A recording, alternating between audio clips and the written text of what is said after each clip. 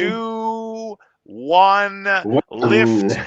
off. Off. Hello, Owen. It has been a while. How are we It has. feeling on this Yes. fine Well, I was going to say we're only slightly delayed. This is technically our June episode, isn't it? This is technically our June episode, but we had to delay that. So Frank yeah, Herbert it's June. Yes. David Dune. Yeah. No, that's right. I haven't seen Dune Part 2 yet though. On that It's note. good.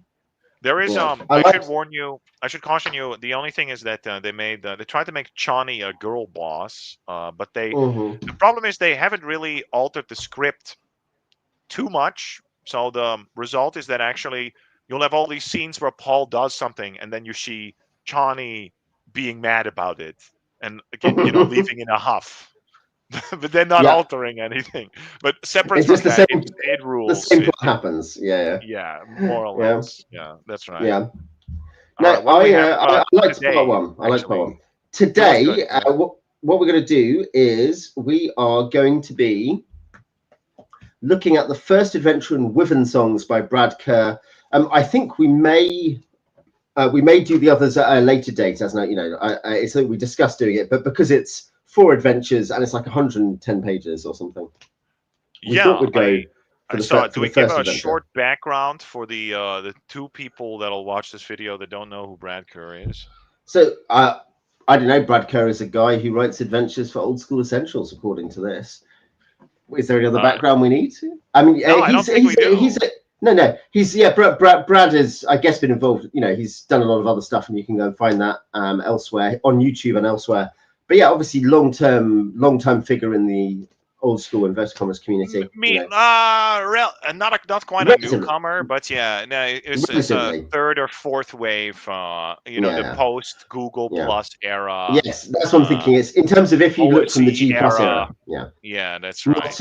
Not Giant at the Playground and Dragons and EN World as the main places. I guess we're in the Iron Age of the OSR right about now, but maybe the Bronze Age of the OSR. But I'll take it. It's but for a person from that era, pretty good.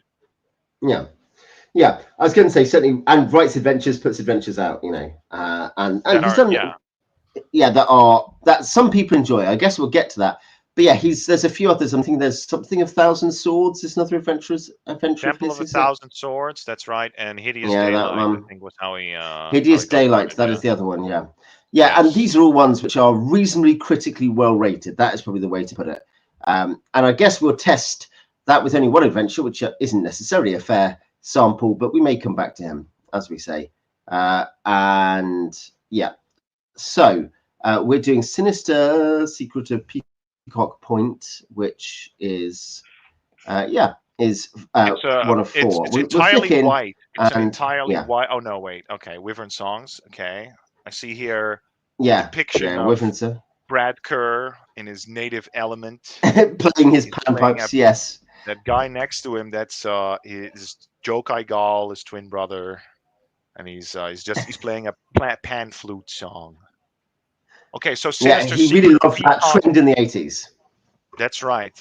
Sinister Secret of Peacock Point. Obviously a play on the Sinister Secret of Salt Marsh. Well-known TSR adventure. Yeah, I think it both which involves. I talked about on the channel. Yes, very good. Both involves a lighthouse, and definitely both involves like some sort of criminal organization. Yeah, secret organization. Yeah, and there are, we should say, playtesters thanked here, which is a good sign. And yeah, here we go. There are these 4. Just say there's these 4 adventures bonus materials, and they're for different levels. I liked or appreciated the attempt to explain whether these were things you could run as a one-shot or in a campaign, because that is something relevant in the scene, is that a lot of people basically only run one-shots anyway, so maybe it's helpful to I don't know what scene that is. I run a continuous game, and I just like throwing modules into like a larger sort of framework and giving people the choice. Indeed. But sure. No, it can be helpful to know. Yeah, he's basically saying 2 of them, do a one-shot with. 1, maybe do a one-shot with, and 1, do not do a one-shot with. The first one, which is character level 1. is what we're doing today. As you say, super Adventure Time style art. Do you approve of that or not? What's your take? I think it's gross, but no, it does fit the. I think it fits Brad Kerr's writing perfectly. So in that case, it's like thematically coherent. Yeah, I was going to say it's aesthetically coherent, isn't it? The whole thing, yeah. Somehow it became sort of for a lot of OSE it became the dominant aesthetic, but OSE itself is just such a deliberate. If you look at the core rulebook, right, it's such a mixture of like different art styles, probably deliberate, as if they're trying to say this is all the fantasy you can emulate with BX. But I think this is actually kind of close to the type of adventure you're getting. It's not quite whimsical. It is like pretty scary, a little pretty gruesome, but it has that. There is a sort of shiny childlike edge, element. shiny surface. Yeah. No, I agree. I think you see some artists who I actually really like. You do see artists. I'm trying to think that there's a couple of them. I don't remember the names, but people like Peter Mullen, actually, as an example, definitely you could see anywhere along that. Can sometimes fit that more BXE, OSE. Obviously, did art for OSE style. But yeah, I like his art, I should say. But yeah, I think it's definitely fits the vibe, and the vibe is, and you get this with maybe Dolmenwood and some of the other OSE adventures as well, actually, of a bit of horror, but in a fairly kind of light-hearted manner. To cultivate a younger audience, probably. Which again, if I were in charge of OSE, that's probably who you should aim for. It's a very good introductory game. No. So named because of the myriad coastal peacocks of the surrounding coastline, and also because of the den of thieves hidden beneath its lighthouse. All right. Okay. Yeah. So here's the map. We will obviously, as other times, we'll flick through a little bit. We won't read every page or anything like that, but we'll see a few. Is it Jaquid enough? Would Paul approve? And loopy doopy? Yes. I actually thought it's interesting.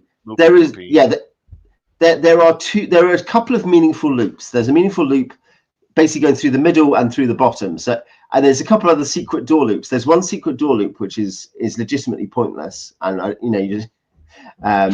there's another secret door loop which was marginal. And you find this sometimes. It is that I think the joke map where there's essentially 3 rooms, but the 2 that aren't adjacent are linked by a secret room door, and it is therefore linked. There's a bit of that there, but yeah, it's not a small area. It's like a 23 roomer or something.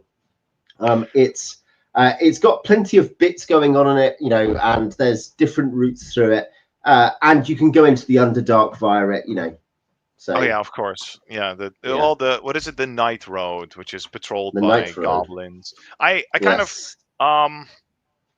I actually don't mind it so much. I like the premise of the adventure is kind of cool. That it's there's a thieves guild essentially that has stolen some sort of golden, I believe it was a music box, containing some sort of from a wizard, containing some sort of insectile horror that was imprisoned there. And obviously, once they get to their hideout, they open it.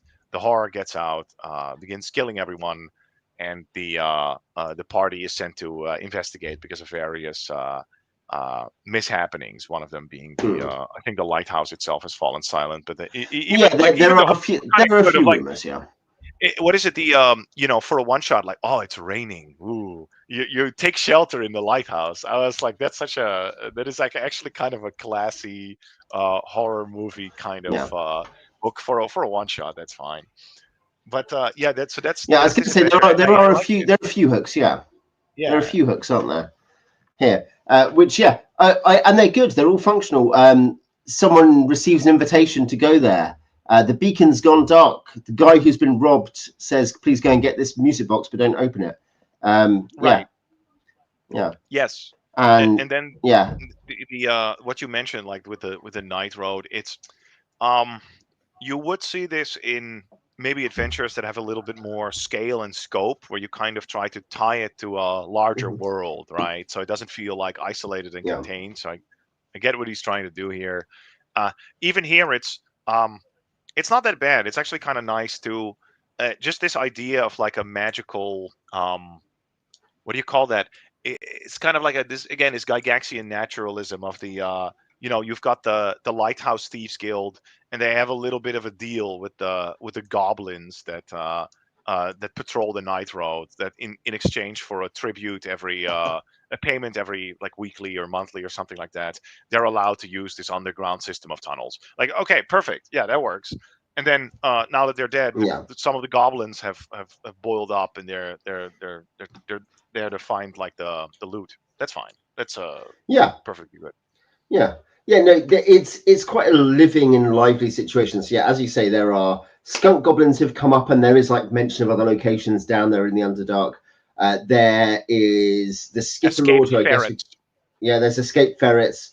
There's a lot of insects. There's not loads of interactivity actually between locations. I guess we'll look at some of these, but there's lots of different things to interact with, and lots of it's a very lively, living dungeon. And it does feel like it's in a wider world, like it has the connection back with the lighthouse, back to the town, and it has the connection to like the Underdark. It has this wizard who might send you there. Like there are lots of things which feel like it's part of, and that is something as a campaign starter. So one thing to think is, there's a bit of an asterisk on this for me, but if this is a campaign starter, say. Is it something you could feel like, yes, there is an implied setting and world here? And the answer, I think, to this one is yes, there is an implied setting and an implied world. Oh, that too. I liked it a lot better than Temple of a Thousand Swords, because I think the scale also feels good. It's like it's definitely it does do the OSR trick, which is a good trick in this case, of it does pit the players against an opponent that's actually a bit too strong for them, and they have to, they probably won't be able to defeat this creature in one go, not without serious casualties. So they'll have to figure out a way around it, right? I think the Skitterlord. The Skitterlord is definitely more dangerous than lots of first level adventure monsters. I think it's fair to say.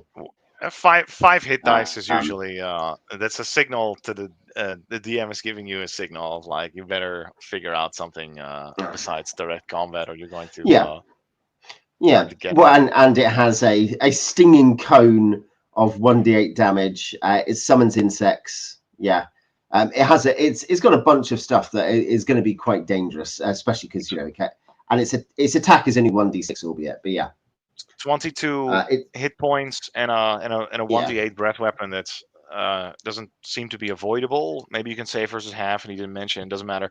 The point is like, that's going to be pretty dangerous for a first level party. I don't think you'd be you're taking those on. You're taking that thing on directly. Yeah, no, I agree. Like it's there is a way around. There are a couple of points, and this won't be worth laboring because it doesn't really affect my main view of the adventure. But a couple of points where you're like, I wish information was connected in this way. Sometimes he's very good at call it usability. Like he'll cross-reference which keys go to which chests.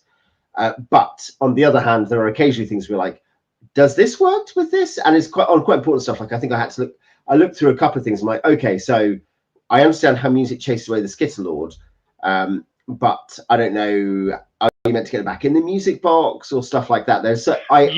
How you actually trap him is left kind of maddeningly vague. That I agree that's especially because you are so likely to encounter him. Read Grutz's comment here. TPKing one of his parties. He's on it twice. Because you encounter him, and then you breath weapons, and you roll a 7. You all take 7 hit points of damage. Yeah, you're all dead. Because the fighter has 7 hit points. We're exactly playing baby D&D. That's right. And so there's some sense that you're like, there's a really high chance of meeting him, and it's quite hard to know what the story goal is, if you know what I mean, like the story mechanisms are. And so maybe on the other hand, 22 hit points. You could have a weird party. I mean, you can imagine this: 8 PCs, including 4 fighters, a wizard with a helpful, like with magic missile or something, like a helpful spell, and they just kind of go in. They all have longbows. They all hit it. They all hit it. And it takes 22 damage. And wow, that was easy. That's kind of that is a problem with BX. It can happen with any D&D, to be clear. But BX, there's such a swing on this stuff when you're like, yeah, because the monsters, your big bad monster has 20 hit points or something. Yeah. That's true. There's something interesting about, I guess, using Don't know Grimlocked. A swarm monster that let's say these insect swarms, you can only attack them with well, you're just gonna have to lob burning oil at them, and in BX, that's what you're probably going to do anyway. Yeah. I think there is really later much else you can do. No. No. There is a specific point later about the fact this whole swarm is good work, Grimlock. It's the Wyvern. We are in fact reviewing Wyvern Songs. So who's this Prince of Nothing guy? Oh, he's the guy from that podcast with Owen that he's currently on. Who indeed? Yeah, who indeed? That's what they say. His name is Inhaben und Bader Timer. Yeah. I think that's how you pronounce it. Yeah. I mean that's fluent Dutch, isn't it? Swamp German. Well, I mean, if only. Yeah. If only. Yeah. You'll get there. However, I need to make the accent more dubious, more offensive. Well, the trick. I mean, this is totally relevant to Wyvern Songs, so we can definitely devote most of the episode to this. But next hour or so. Doing a Dutch accent, and I keep telling this to my relatives, to to other foreigners that I encounter. Maybe we're in a bus, they can't leave. I'll talk to them. And no, I keep telling them it's if you want to talk with a Dutch accent, there's too much body and like intonation in English. You really want to flatten that out, and then you start getting to the Dutch part. It should be a sort of monotonous rambling, very little inflection. Right, and then you get to it. So it's yes, we talk a bit like this, and so it has to be totally flat, no inflection whatsoever. And like that's how you approach like the Dutch accent. So you English, you put all this this richness and this body into your language, but this is decadent. Okay, we are a race of finance people, bankers, petty government bureaucrats, right? We like our language to be kind of like factual and logical. I thought you were farmers using girdangs to unhorse fine French noblemen. Oh shit! Those Belgians probably. I don't think we were even in that. That's mostly Belgians. Yeah, the Dutch were too busy living in an actual swamp. So the Sporenslag, I think, or something like that. Yeah. Anyway. No, pretty much gold member. Yeah, gold member is how you practice your way in. It's anyway, not gold member. Okay, so back to Brad Kerr. Please pull up that random encounter table again, because it's also pretty good. The only thing I would say is, well, it's all right because you've got 23 rooms, right? So it doesn't matter if many of these encounters are just like unique. That's kind of fine. You're trying to sort of you're trying to map this idea of like these are random inhabitants. They're sort of scattering or scuttling and moving throughout the dungeon. 23 rooms. It's a little small, but it's fine. They don't need to be. Normally, a lot of the time, you want like random encounters. Random encounter tables that you can reuse. But well, with 23 rooms, it'll be fine. Yeah, this isn't like check 1 in 6 every turn. It's fine.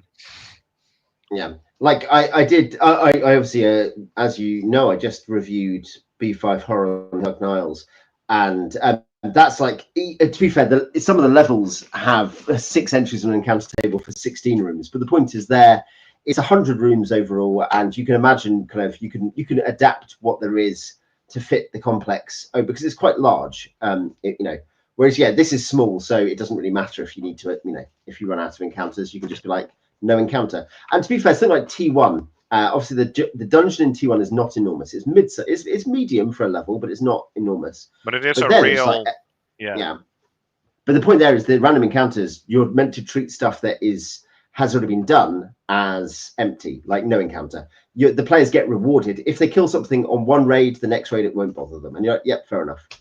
That is an actual solution, and you can do the same here. Just it becomes a no encounter. If you reroll the same I'll notice here, a lot of it is actually is even like friendly or innocuous. Yeah, it's ambiguous. It's not random encounters here aren't that brutal. It's just like well, running into a 3-hit dice insect swarm when you.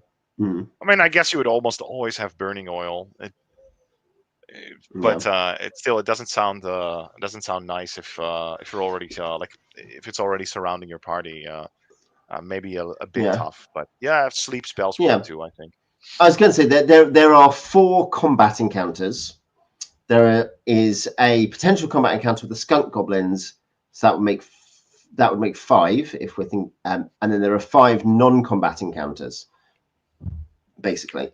Right? Yeah. You know, even the Ligero is basically just you get a retainer that is implied to be worthless, but that sounds like a Ligero. Like, I mean, hey buddy, can you carry burning oil? We'll get you out safe. We'll get you out safe. Yeah. Well, there's all, and there's some. This is an aesthetic thing that goes back to our Adventure Time art thing, which you've already commented on. Right. Back, like, which is in the thumbnail to the video for anyone watching, as well. But the trained jackdaw. I mean, I quite like this. This is something I can take a small amount of. I genuinely quite like. That's fine. Yeah. Maybe the pacifistic skeleton is more dubious, but yeah, what is it? 6 million. Yeah, exactly. Like, what's the point of the pacifistic skeleton? But that's another one where I guess it's it's just a bit of whimsy, right? But in the same way with all the graffiti, right? There's it's not there's a piece of graffiti. A nice little edge to the adventure. It's fine. Yeah. I was going to say, we'll go forward to some rooms now, I guess, on the note of graffiti. Skip a couple of pages and go forward to the start of the dungeon. Skip page. Wait, no, the A1 guard room is perfect. That's where I am. I'm at A1 guard room. I'm at A1 guard room. Yeah, I'm a big sucker for how you open an adventure. Is often, I feel that's like it's the first thing the players are going to encounter. So you have a chance to, this is their first impression. And here it is kind of cool, right? You have the graffiti, and it's kind of telegraphing that there's going to be a trap on the way. And I think he's actually pretty generous with telegraphing throughout the adventure. And in Hideous Daylight and Temple of a Thousand Swords, he was similarly generous. I think Brad Kerr is usually he has a big soft heart DM. But then it's kind of cool. You go to this lighthouse, it's empty, but then you check out I think you find maybe a porno mag, but then you check out this painting of a wizard, and you notice his eyes are like coin slots. And then there's like this idea that like this thieves guild, when they were sent out, that they cannot return empty-handed. So you put the coin slots in, and then it opens, and but then it seems empty inside. That's a really cool way to open. And then you enter in, and he gives the italicized section up there on the guild hall is like, 8-foot tall ceilings, and there's sconces with torches in, but they're not lit, that kind of thing. It gives useful, actually functional adventure information that is quite it does come up as soon as you've actually, when you're running a game and you read a module and then players are asking stuff, and you're like, nope, it doesn't say about this in the module, don't know what to do. And that's you learn to cope, but it is a weird thing that lots of modules don't address lots of practical questions players ask, like ceiling heights, like things like torch sconces, whatever else. He does that. Bit of lost technology, I think, that in the beginning that was very common, and then eventually this kind of got lost in the sauce, and now I guess some people are either figuring it out again, or like, okay, I need to know, how high is the ceiling? It's definitely usually going to come up. It's also something that comes through playtesting. It's a sign of playtesting. The more information that is like that is included in a module tends to be a sign of more playtesting. Yeah, I think so. It's correlation, not to some degree. But what I'd say is, I know that I put more of that stuff into my modules after they've been into my script, into my kind of keys after they've been play tested, because players have asked me, and I'm like, I should put that particular fact down, that interaction. There's graffiti. Be humble, smoke it if you got it. You need to kneel down to not have your head chopped off. There's a four-armed goddess. She will come up later. So four-armed goddess, that comes up in the shrine later. Musical instruments, lots of telegraphing magic statue that you fuck around with.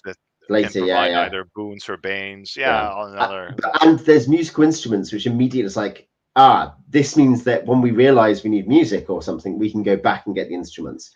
Like the first room you go in for, there's just a bunch of stuff, I think, that immediately starts pointing to other stuff. There's insects in the sofa, albeit after 4 turns. The golden scarab. That was one thing. Is there another mention of a golden scarab specifically? Yes, in the Skitterlord's description, I think. If you go back, I think it was telegraphed that they saw like a golden scarab. I think he meant 4 rounds. I feel 4 turns is stupid. Like after 2 turns, the bugs form a 2 HD insect swarm and they attack. It would be after 4 rounds, right? Like the bugs are not going to be alive for 4 turns. Maybe, I don't know. I don't think so. Yeah, that's what I thought. Though armless, it can summon insects and teleport through swarms. Perceptive adventurers will notice a golden beetle skittering into a swarm moments before the Skitterlord appears. The creature can again be sealed away by seizing the golden scarab and locking it in the music box. So the particular point is the golden scarab is the Skitterlord's avatar. Right. So to go back to our question there, where we're both confused. To be fair, it does say about that. And then it says the golden scarab will flash. That's probably a bad way to put it, but what is meant is you will see a beetle. They will see a golden beetle that is about to enter the insect swarm. That also does sort of like soft imply that destroying the Skitterlord's physical form would not be enough, and that the golden scarab would return, and that's actually his real essence. But I don't know about that. I feel that's a weird detail not to get right. We might have missed it, I guess. Yeah. Wait.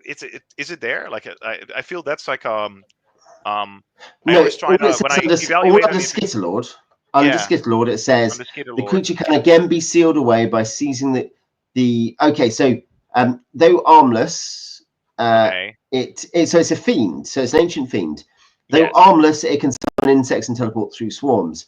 Perceptive adventurers will notice a golden beetle skittering into a swarm moments before the Skitterlord appears. The creature can again be sealed away by seizing the golden scarab. So there's a weird way the scarab and the creature seem like they might be different, but obviously the scarab is the creature entering the swarm. It's like its sort of soul or animating spirit, and then it forms a temporary body made out of bugs. But I think it would have been whenever I try to run an adventure or evaluate an adventure, I always like think of it, and this is doing what doing too much software testing does to a man, but I try to kind of like evaluate like, well, okay, so you haven't quite explained this detail. How important is this detail? And if it's just like something that's tucked in a room that some groups might not even ever find, it's fine. But like I feel here, it's like a critical it's a critical component. That's like it's one of the fulcrums that the dungeon kind of like revolves around. So it's actually very important for us to know, like, hey, is this creature actually immortal, and are you supposed to like get clued into it that like, okay, must it be so is it different if you destroy the swarm? So you can destroy the Skitterlord swarm, is the 5 HD creature. If you destroy that is not destroying the Skitterlord. We know that. But what happens if you get the golden scarab? Well, no, because the golden scarab isn't mentioned to do that. What I mean is we know that the simply destroying the swarm presumably isn't the same thing as destroying the scarab. But does that mean that when the swarm is destroyed, the scarab is just sitting there on its own? And then it's like a question weird. That's not answered.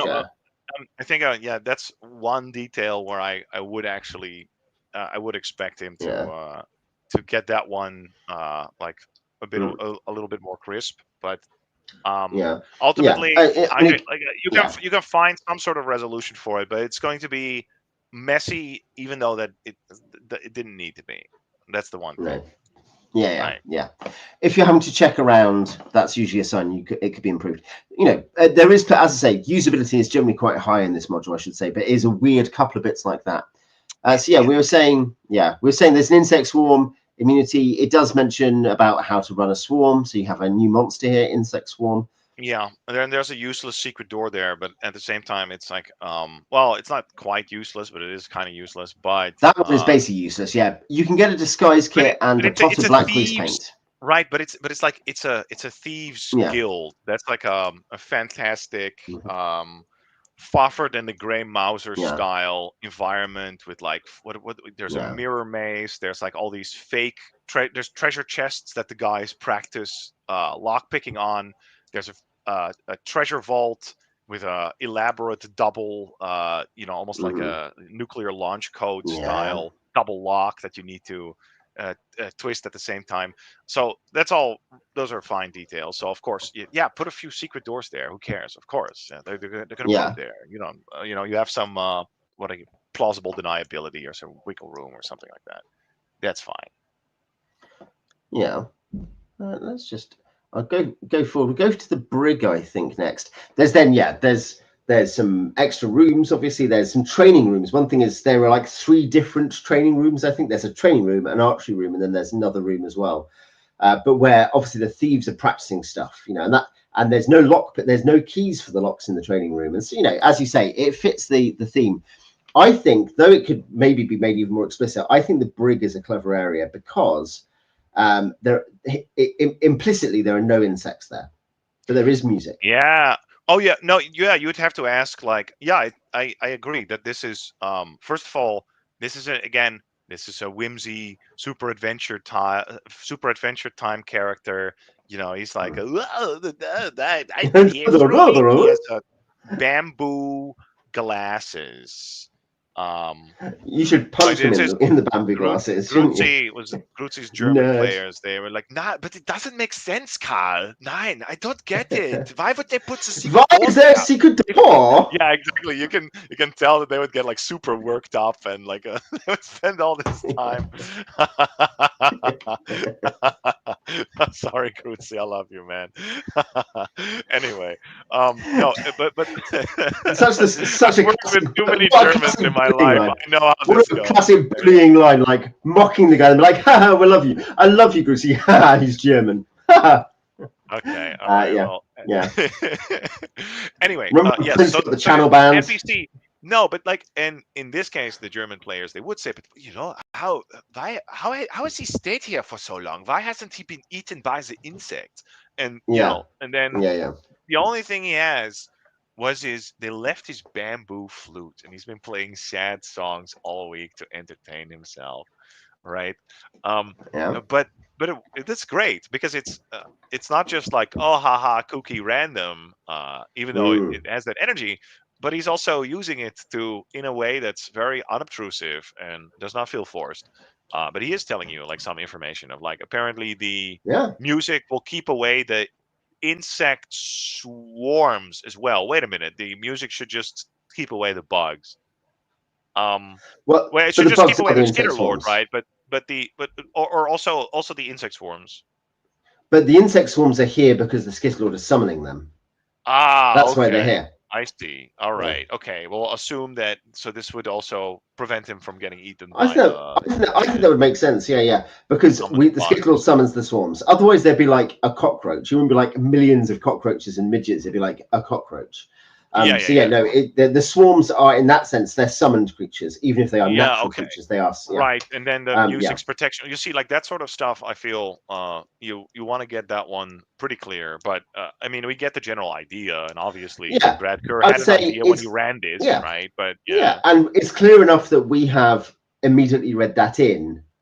And probably now you can always go like, what about the person who's never run an adventure? And that is actually a fair question. But usually that's not significant. Mostly the usability test is it to be acceptable, not perfect but acceptable. You just have to be able to work out what's going on, and we can work out that this is meant to give us a route to avoid. If you just get it crystal clear with like the first attempt, even though you don't need to explain anything, like everything like these sorts of critical details, I do prefer it in my advantage. I understand. I understand. Yeah, but there is once again, it doesn't matter. It's clear what the intent is, right? And the intent it's very good. Like and again, it's classic. You go down there, oh shit, everybody's dead. There's bugs there, and then. It's like a classic horror movie almost. Like you go to the cell and there's like a guy there, like perfect. And he's a nerd. People might think he's up to something bad as well, so you even have a bit of a judgment call. Like my players are regularly like, do we think this person we're talking to is actually trustworthy, or is this just a horrendous trick? They took away his. You think he could be like Kaiser Sose, that he's actually like level 12. He's an assassin. He's just pretending to be like this blind asshole. So I would say this was not something I'd actually written. but I adapted. It was a D&D Next adventure, actually, the old D&D Next. There are a couple of really surprisingly good playtest adventures. I'm not joking. You're like, oh yeah, that's quite good. And I've adapted one of them, adapted for one of my campaigns playing AD&D. And there's a thing where like you go to a hold out in the countryside, and they say, oh yeah, this magical altar was stolen from us by a dragon. Could you get it back? And you've been asked to look into this magical altar. And then there's another member of the guard is there because you've been asked by the guard, and the guard says, "I'll join you." And you're like, "Oh yeah." And the players definitely just go to let this, and this is going to happen 9 times out of 10. And so Meechin comes with them, and she goes on the adventure. They eventually negotiate with the Black Dragon by returning its young to it that they've rescued from some other people. It's a good adventure. Otherwise, you have to fight the Black Dragon, which you're not going to do at like level 3. And so yeah, they negotiate. They get the altar back. And then they're sleeping, and then it's like the first night after they leave, Meechin tries to steal it, and I think they managed to wake up as Meechin went invisible, because Meechin is in fact a Rakshasa employed by the Red Wizards. Oh my god! And it was level 3 Rakshasa. Okay. It wasn't a level 3. Suffice to say, it wasn't a level 3 Rakshasa. But the funny thing was, there's a whole thing about like they trusted this person who turned up. They didn't know. There's enough stuff. They started after, they're like, we didn't even know this person was part of the guard. We just said, yeah, sure, join us.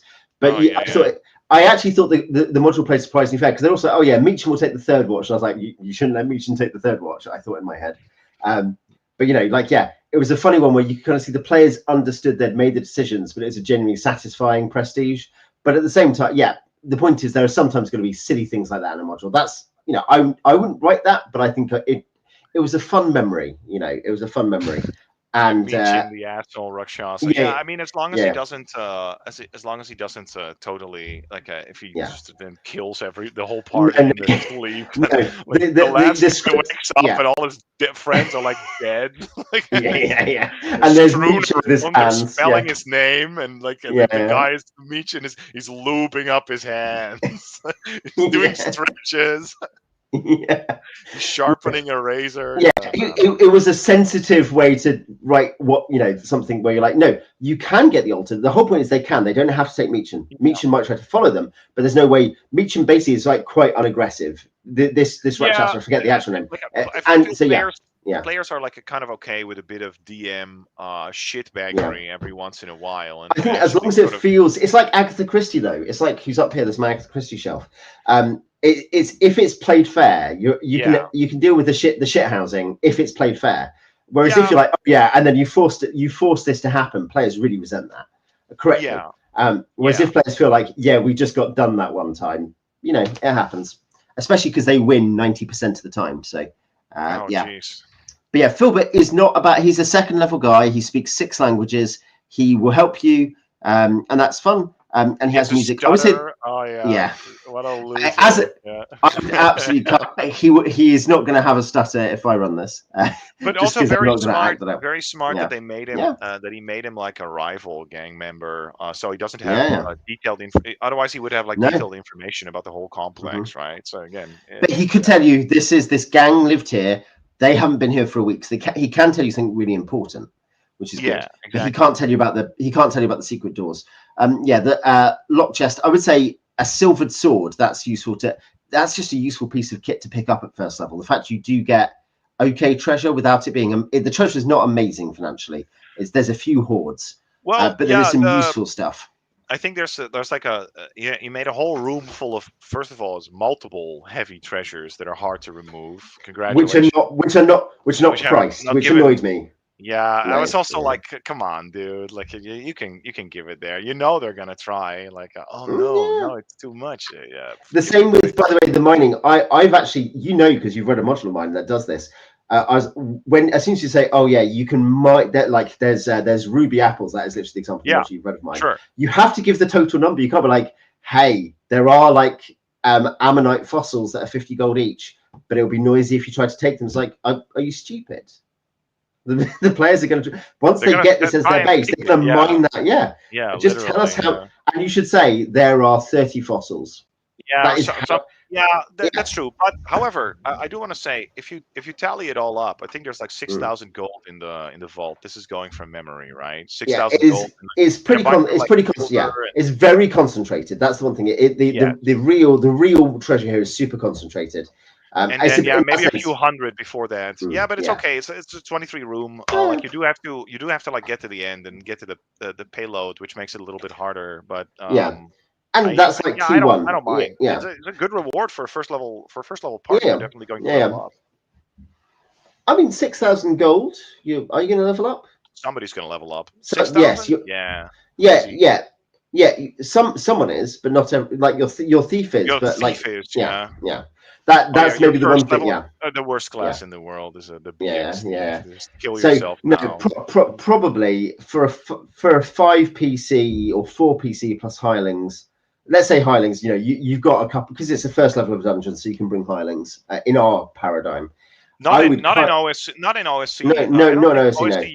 Uses so many hirelings.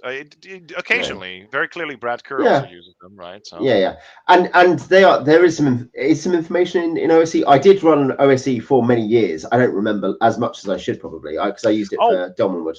Now that you mentioned something, so there is like you can encounter like a rookie thief, right? Who does belong to the Apple Bottom. Yeah, Legero. But is it like his first day? Is it his first day in the Apple Bottom gang that he doesn't know? Sorry, isn't this like this is almost like Homer on the aircraft carrier? It's my first day, and there's these insects everywhere. A demon has been let out. Hell yeah. He is an initiate and an extremely emotional teen just returned from a job. As DM, I'd probably say he doesn't know all the secrets. Obviously, it seems like the obvious thing. Yeah, I would also think like that's another one where, and sometimes you can really screw yourself with that. I remember we like at Cauldron Con, JB, that's BX Black Razor, had written a tournament model, and we got really far. In fact we tore through it because we captured. We captured, I think it was like a lower officer, but that basically gave us most of the layout. So that's really that's like something to like keep into account if there would be I mean in an actual proper dungeon with all these random creatures, and if they haven't built the complex, it doesn't make sense for them to know everything. But here, like probably they would know quite a bit. Yeah, there is another survivor. We will probably check him as we go. We'll go through a couple of pages. Well. We'll get there. Yeah. But yeah. So yeah, you're right. It's something I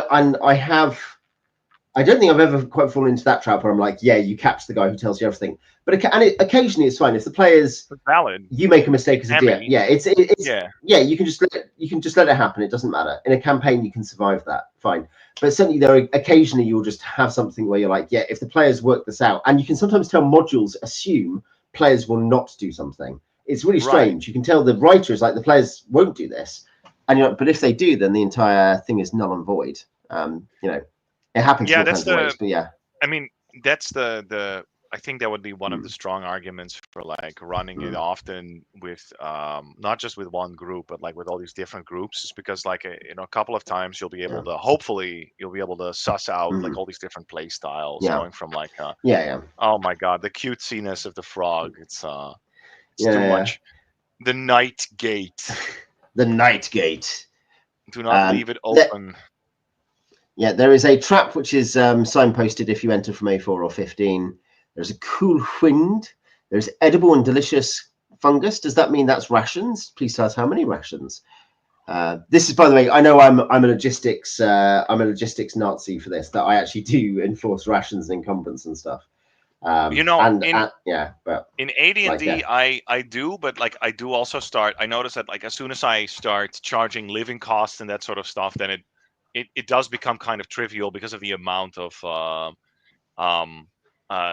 coinage that they have. And then the reason I feel the strongest reason for it is that they'll go, okay, shit, I don't want to have to deal with the weight of like all of these rations. Oh, I guess we'll get some porters. And then eventually it all sort of it'll find some sort of equilibrium where I don't have to pixel bitch, but they tackle it in a way so it's no longer a problem. But you do have to do that before, and then they. Yeah. Oh, so go ahead. No, I was just going to say, my groups pretty much always have one or two people who are willing to run the party stash, and then everyone else just has to watch their encumbrance. And they look at the page that tells them their encumbrance. They work it out. They will usually then want porters, like you say. It is organic. So yeah, it's not something you have to. I don't. When I say I'm a logistics Nazi, I don't mean I don't often ask. I will be like, what happens is I hear players say I am on this. And I will be like, and they know the rule in second edition, which we use the PHB from, the fact that if you're encumbered, you start to take combat penalties eventually, for instance. Oh, yeah. Yeah. So people pay attention to it. And I don't ask often, but I will be like, just checking, is anyone encumbered before we go into combat? I'll ask that kind of thing occasionally. Well, when it's time to run away, I do try to keep track, in a sort of like a broad way. Like occasionally I'll do what do you call that? An inventory audit or something like that. Especially if they have all this gold, I'm like, oh, that's great. Where do you store that? Yeah. Well, because movement, if you actually bother tracking movement at any point, which you should, as an ID, but you're like, oh yeah, so you're like, okay, you can move this far in the dungeon. They will tell you their movement speed, and that means you'll find out what their slowest movement speed is. Correct. You know about encumbrance. And it can make a big difference. Like this idea that you travel light, it's pretty significant. Yeah, for sure. In that one sense, understanding D&D was a miniatures game. It doesn't have to be a miniatures game. There's lots of ways to adapt to that. But like understanding it was a miniatures game, and that was a way of representing key dynamics in the dungeon, is actually quite important. Because as soon as you get rid of that, you're like, oh yeah, I guess you move to the next place. Oh yeah, don't worry about that. Oh, I don't know how much it weighs. All of these things begin to fall apart as soon as you remove that sense of tangibility. And I think that's a useful thing to remember. That is how the game started, even if that was not always how it's run or how it is always run. An observation. This is like I do love the Nightgate description. Yeah, I do too. Just this idea of like you kind of have these visible signs of sort of like the underworld encroaching, and it then there's graffiti, do not leave the Nightgate open, and I assume that the Nightgate is of course open. Because the skunk goblins have come up, haven't they? They got through. Yes, correct. So that's kind of like ominous. Again, of course there's giant toads there. They've hopped through, but you kind of give this this sort of impression of like a connection to like a much larger world that's beneath it, and that's kind of cool. I like that. I remember doing that in like some of the earliest adventures that I ever ran. So it rules. This is great. I should say there's a relevant thing that it does. I actually know something. Well, I'll go back to the map because I was going to mention something, but I might as well go back and we'll actually look at the map. The map. As much as we are literally pixel bitching over Secret Doors, it's a good map and I like it. But there's something I picked up. One, the pit in 15, which is where the dead lighthouse keeper is. That is actually obviously also into the Underdark, because 14 is where the Nightgate is. I think, is that right? 15 is the pit. But you notice, by the way, there in terms of usability, some of the doors have axe markers on it, which I take to mean they're stuck or something. What do we think? Let's see. Axe markers. Yeah, so the door coming down to 1 and both doors into 14 have I see axe markers. Yeah. Interesting. It's not keyed. There's no legend on that, as in it's not on the legend. That's just one square equals 5 feet. I guess them being stuck is in that case. You would have to do something with that. Or is it trapped? No, it's not trapped. Yes, it is. It is trapped. They're the ones that are trapped with the swinging axes. Yeah, that's right. Yeah. So that is marking traps. Okay, good. As long as we're clear on that. He did also. As a shout out to Alexander Macris, included a big stinky toilet there. Yeah. In room 16, but he added to a realistic toilet. A realistic toilet. Yeah, I like that, because they're like, otherwise you'd be like, but where does all the poop go? What's going on? We know the Germans amongst the party would ask that. They would ask, where is the poop? What is happening? And then he's like, but I've just come up with this bottomless pit, so then they can put the poop, they can pour it down the pit.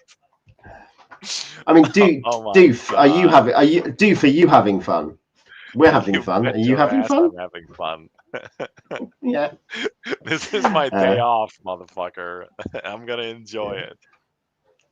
Hell yeah. So yeah, okay. But yeah, the fact there is a logic there that you're like, oh yeah, there's a pit. So they dropped the latrine into the It's a very funny bit of but again it's a funny bit of naturalism. I kind of like this. Overall, I'm very positive. Oh, I think so too. Let's move on. Here, I was just going to quickly check on the door as like a naturalism. That's the please empty bedpans into pit. He must have so many playtesters must have asked, and is this a toilet? But how do they? Yeah, exactly. Has to put it on. Yeah, exactly. It goes I think we do just want to go straight forward to the next page. There's ranked commenting. I was going to say there's yeah, exactly. Ostentatious. Ranked commenting. What's ranked commenting, Lynch? It doesn't rank for me. It just shows in chronological. Boomer. Is there ranked commenting? Are people? Yeah. Are people? No. Is this in the chat? Are you allowed to? Are we upvoting and downvoting chat? Competitive chat, Doof says. Yes. Okay. The only chat worth. Yeah. Reddit, but for how redundant is that? Reddit, but for YouTube chat. It's giving ranks next to name. What rank are you? What rank are you, Lynch? Do the Irish people have ranks? He's gone silent. All right, moving on. Yeah. There's a shrine. Another bedroom. No, you're gonna skip the beautiful detail. We can do that. We can do the bedroom. Grimlocked is number one. First of all, 650 gold pieces, very generous for Brad. Yeah. Unusually generous. There's bed bugs. If you lie on the bed, if you have a big sleepy time. I feel maybe this happens in Brad Kerr's games. Somebody's like, "I'm gonna lie on the bed." It's during the romance segments. It's during the romance segments of the game. Together, me and the party elf, we're gonna lie down on the bed and hold each other's hands and caress each other's hair. Yeah, and then bam, Brad. What would a just a future look like? They say to each other. Bugs. But okay, so adamantine lockpicks. Okay. Yeah. Very wondrous. That's really nice. Adamantine. Okay. Almost certainly the adamantine lockpicks should have a value, as they should have a value probably. Well, if you think about it, like how much are normal thief stools, right? Are what, $25, $50? Yeah. How much would solid gold thief stools be? Well, solid gold wouldn't be very useful, would they? But adamantine or something like that. Yeah. Adamantine would be 100 times as expensive, or something like that. Mithril probably, like platinum would be it's 10 times as expensive as gold, right? And then like presumably mithril is 10 times as much. Imagine the treasure is there's the adamantine lockpicks that they don't realize are worth 2,500 gold. This is an axe again. It's actually, economically speaking, it's worth more than the kingdom the lockpicks are in. Grimlock has, by the way, Grimlock has super chatted. Because he wants to stay high ranked. He's the first super chat. So first of the all, first super chat in the history of the channel. The first super chat, Owen monetized. Very good. And please let us read this again for posterity's sake. Okay. Grimlock, everyone make sure to screenshot this. Well-behaved commenter. Yeah. What if I give them money? Does that help my rank? Yes. Yes. Owen? In our hearts. Yes. Yeah. Okay. Even if YouTube disagrees, in our hearts, Grimlock is number one. Exactly. Yes. That's right.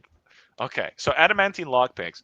I guess maybe give it a bonus or something like that, or at least a gold piece value. Yeah, I think it's a really cool item, and I like that it's there. But I think that, it needs detail. It needs mechanization. Yeah, I would say, do you want to know the most disgusting acts?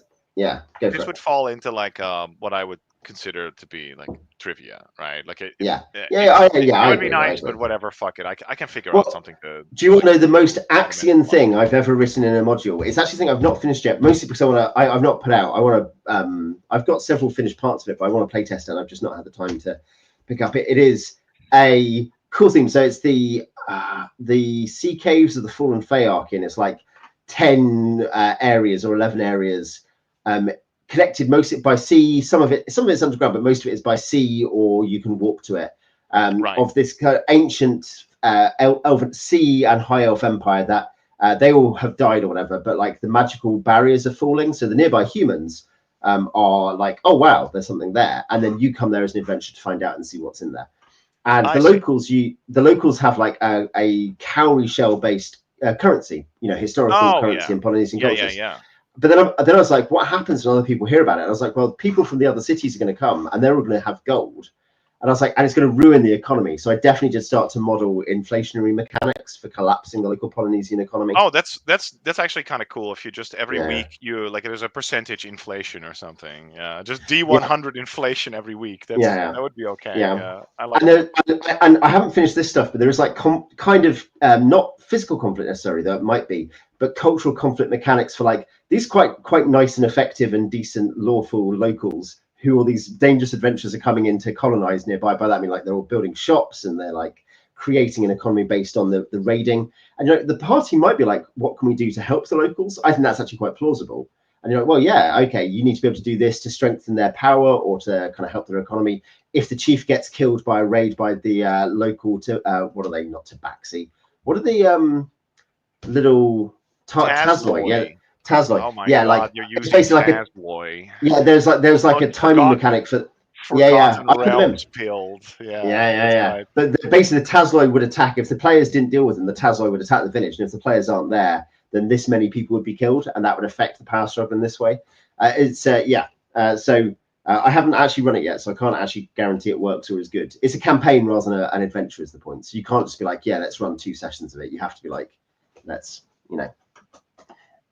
Interesting. Very well. Yeah. Khajiit, yes. Khajiit? No, Khajiit. They would be dealing crack. like they would be they would just be causing a nuisance. Skooma. And skooma. They'd be dealing skooma. Some sort of annoying ancient imperial law that prevents you from that actually forces you to tolerate them. To buy skooma. You're trying to get to the temple to raise the dead, but there's a long line of Khajiits that are there. They're hungover. They're suffering like injuries that they could have easily prevented, but they're entitled to like free clerical spells, and they use up the town's healthcare.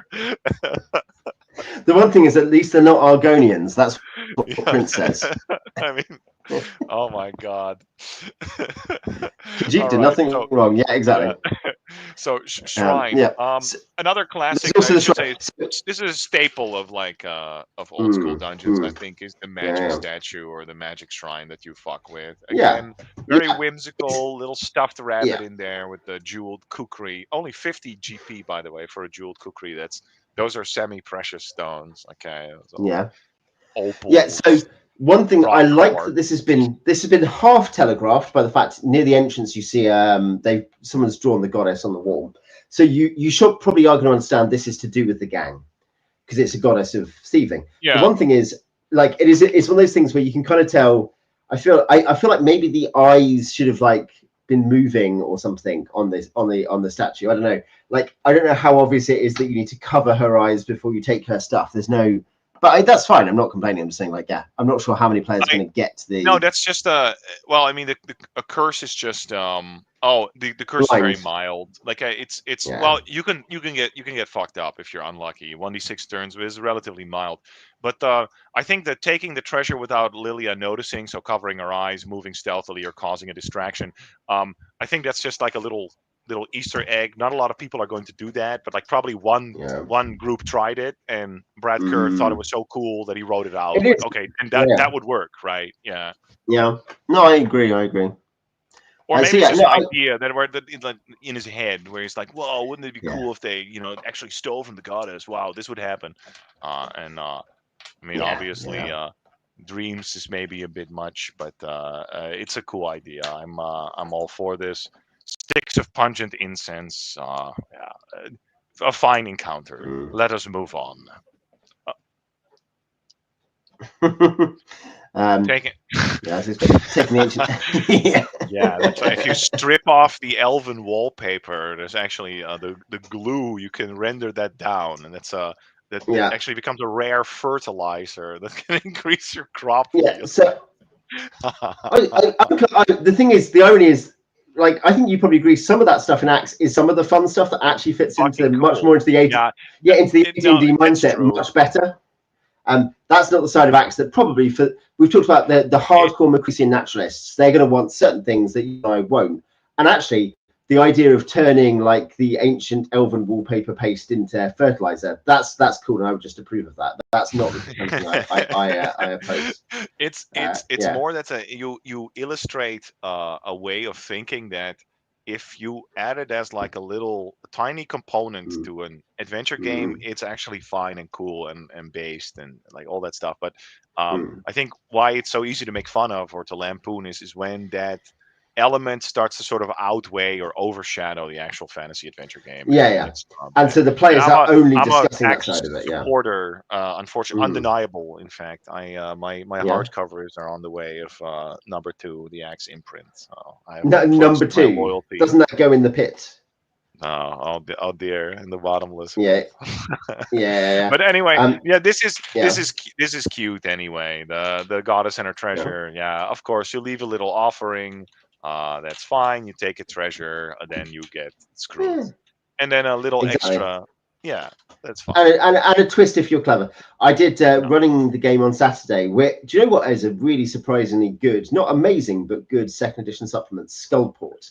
It has a really functional city with loads of cool stuff in it.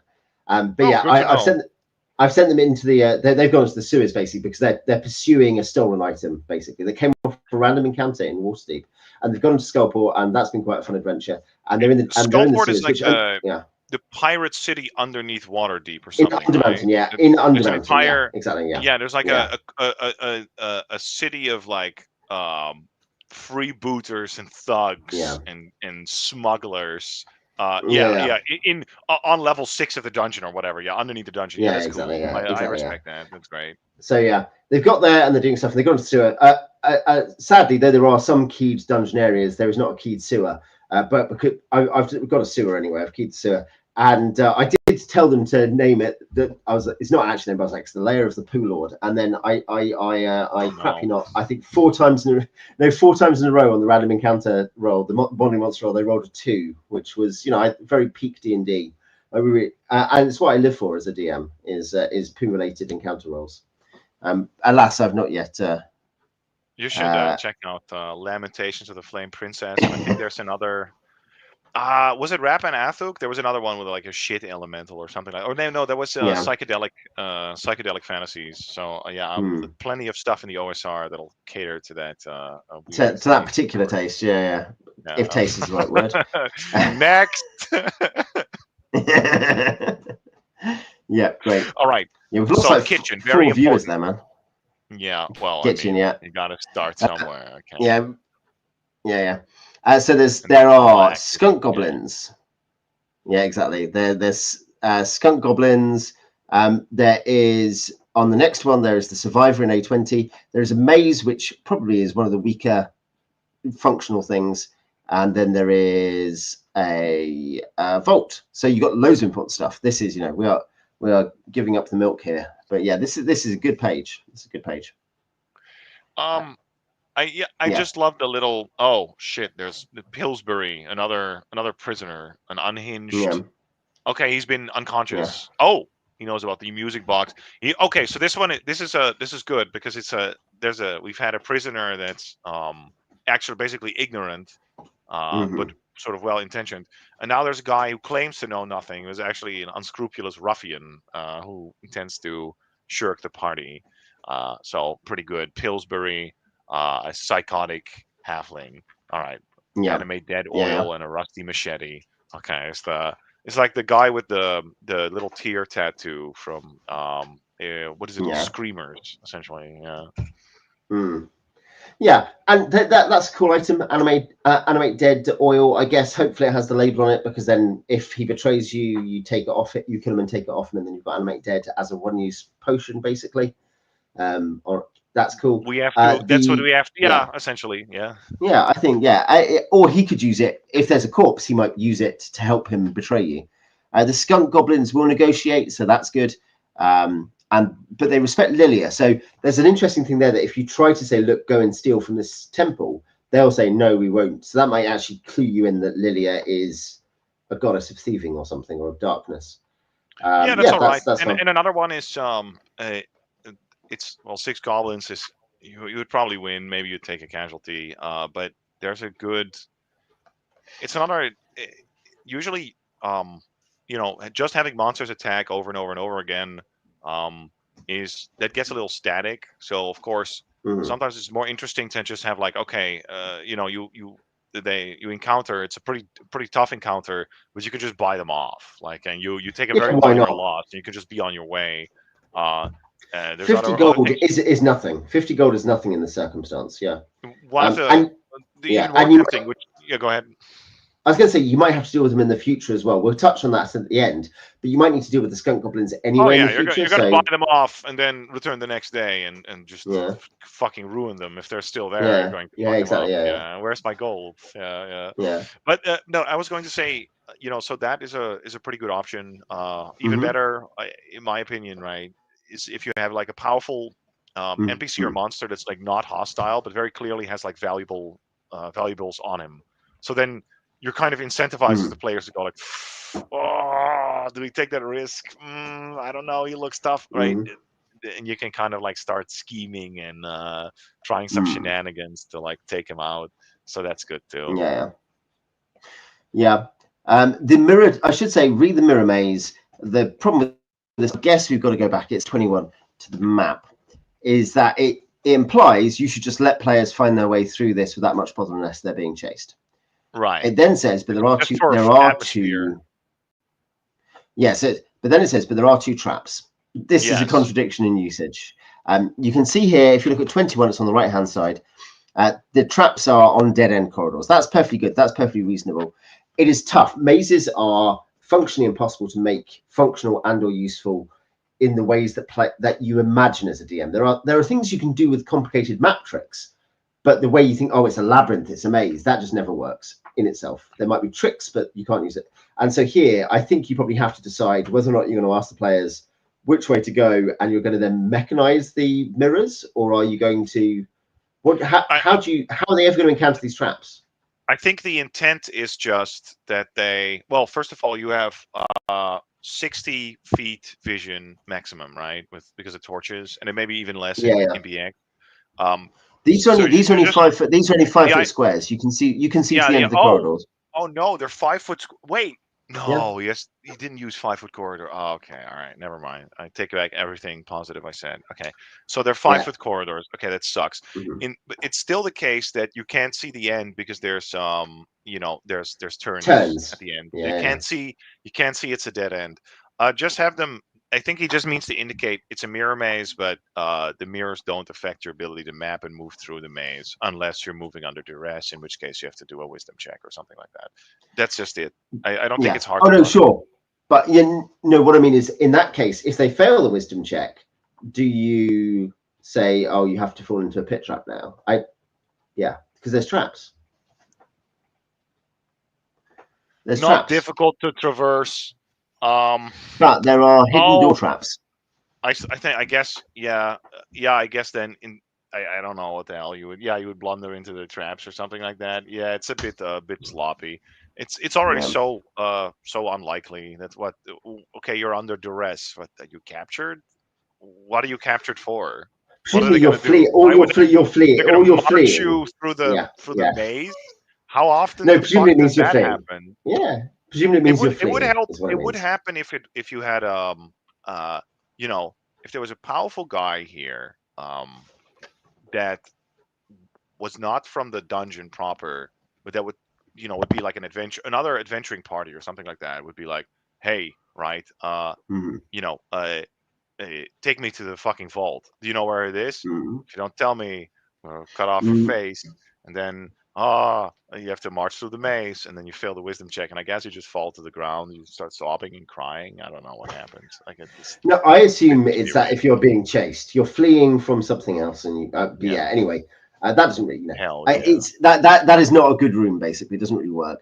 But Sure. the vault has good stuff in it. There's a trap that's fairly savage, but the golden keyholes. I guess it has the two corpses. They are marked key 1 and key 2. These two. They say 1 and 2. A cyclopean wall of hissing iron. Yeah, 2 keys. I think the keys functionally are interchangeable, but if you use a different key or you try to pick it, you might be smashed. That's good. That's fun.